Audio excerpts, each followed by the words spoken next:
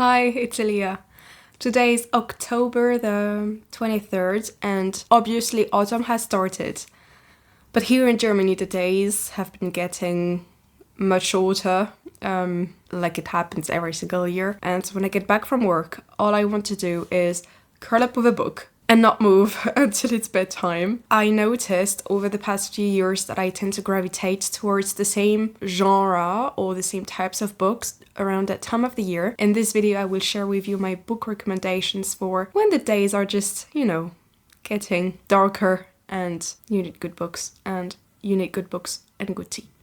I divided this video into 3 sections, so 3 chapters. There will be spooky books, wintry books, and then Christmassy books, because the days, here in Germany, the days will be dark until March. We have to be ready. So let's get started. First of all, I'm going to gather all of the books that I already own that I want to read for this period so I can prep them on my nightstand. And then I'll make a list of the books I need to borrow from the library.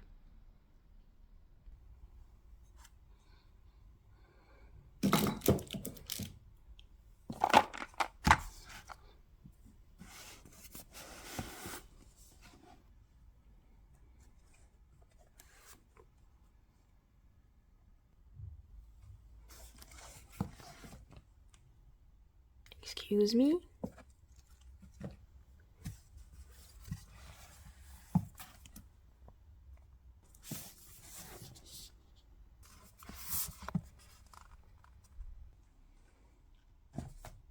So this is what our pile currently looks like. A couple of books are missing. I just do not own any copy of them, so I need to borrow them from the library.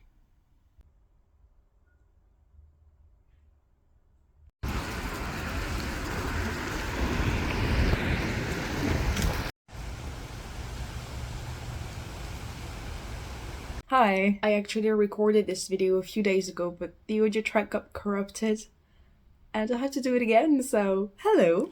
Today is Tuesday morning. I'm a huge fan of Gothic literature, and every winter I tend to reread the same stories or the same books. The first one is The Turn of the Screw by Henry James. It tells the story of a governess who takes charge of 2 orphans. She witnesses supernatural apparitions and then becomes convinced that the children's former caretakers are coming back to haunt the children. And what I find really interesting in this book is that sometimes, at least for me, the reader gets very confused as to what is actually happening and what is happening in the narrator's mind, because we see the whole story, we see the whole thing through her eyes. To me, it's really filled with ambiguity until the very end. Like, I read that story 4 times and I still cannot tell you what actually happens at the end. It's a ghost story, perfect for when the weather is gloomy and it's dark at 5. The second book I'd like to recommend for the dark days is Dracula by Bram Stoker. So it follows the adventures of Jonathan Harker. He is an Englishman who visits Count Dracula's in Transylvania because Count Dracula wants to invest in properties, like he wants to buy some properties back in England. But quickly Jonathan notices that something is not fully right about the place, and then facing those dangers, he tries to escape. What I really enjoyed is that the story is told through diaries entries and newspaper articles, so that the reader feels like they are like a detective going alongside with the characters, trying to find out what's actually happening. I was particularly struck by how strong emotions like fear, like anxiety, were passed on to the reader, but I think it kind of actually makes sense because of the closeness created between the characters and the reader, who experiences the whole story, the whole events, through their personal recollections of the events. Filmed this video without talking about the Castle of Otranto, or Tranto. I'm not sure I'm pronouncing that right. It's considered one of the first piece of writing. What happens in this book is that the ambitions of an aristocratic families are being kind of overthrown by supernatural events. It was difficult for me to follow the whole story the first time I read it, because so many things happen in such a short amount of time. The Castle of Otranto is super short. My copy is like 115 pages. And to me, the ups and downs, everything that happens in the book, it feels like a play. It's quite theatrical, and it would be super cool. It would be super nice on stage, I think, because of the absurdity, because of the weirdness. So it's something that I could picture on stage. That would be nice to see such a story on stage. I don't know if that was ever made.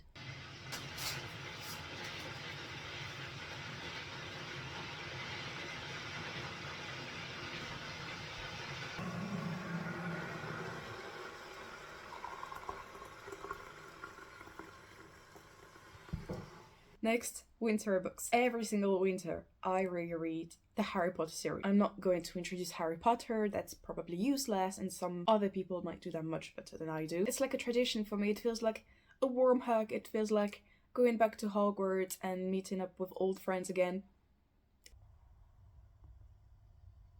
Book recommendation number 5 is anything from Kafka. I love reading Kafka in autumn. To me, the absurdity of his world kind of matches the horrible weather that we have around that time of the year. It's dark and gloomy, and I find that my mindset resembles that of his characters so much more, and it really allows me to like connect to their struggles on a deeper level, as if I was one of the characters. Yeah, Kafka in the Winters is immersive experience.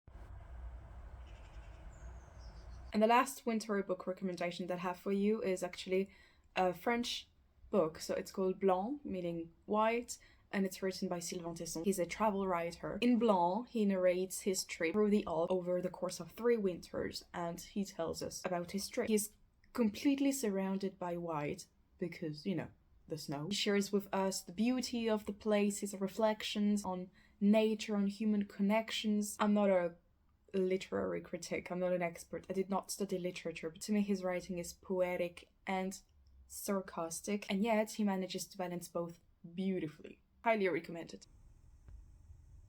And the last part of this video, the Christmassy books. Every winter I tend to reread The Nutcracker and the Mouse King or A Christmas Carol. Those are classics for the winter time. Those are classics for the holidays, so I'm not going to introduce them here.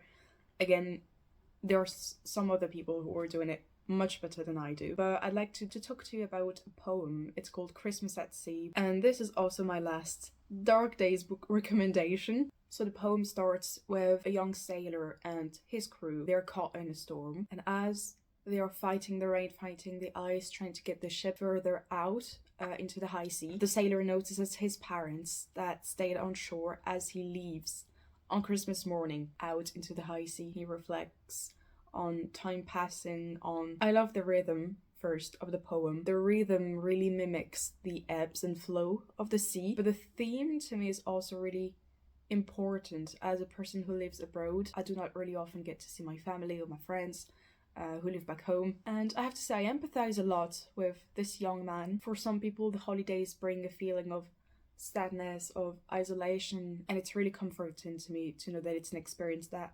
transcends time. It's not only in the modern world, but it was also before. And reading and hearing about it makes it a little less scary and a little less isolating. Those were my book recommendations for the winter. I love those books. I tend to reread them several times a year. And yeah, thank you so much for watching. I hope you enjoyed. See you next time.